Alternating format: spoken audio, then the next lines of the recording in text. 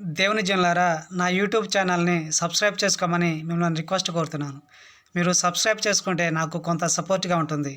దేవుని జనులారా, ఆదాము అవ్వల నుండి ఈ తరము వరకు జీవించిన ప్రజలలో ఎవరైతే దేవుని యందు భయభక్తులు లేకుండా దేవునికి వ్యతిరేకంగా జీవిస్తూ ఉన్నారో వారిని లోకాధికారి అయిన సర్పమైన సాతాను చూసి వారిని దాని సొంత తెలివితేటలతో, దాని సొంత మనస్తత్వంతో జీవింపచేస్తూ అపవిత్రులుగా చేసింది.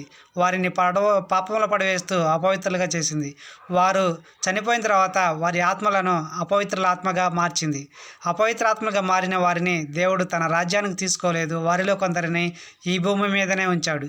ఆ అపవిత్రాత్మగా మారిన నరులైన వాళ్ళు దుష్టశక్తులుగాను, దెయ్యాలుగాను ఇలాగ అనేక పేర్లతో పిలువబడుతూ ఉన్నారు. అలాగే సాతాను ఏం చేసేదంటే మిమ్మల్ని కూడా అపవిత్రులుగా మార్చాలని కోరుకుంటూ ఉంటుంది.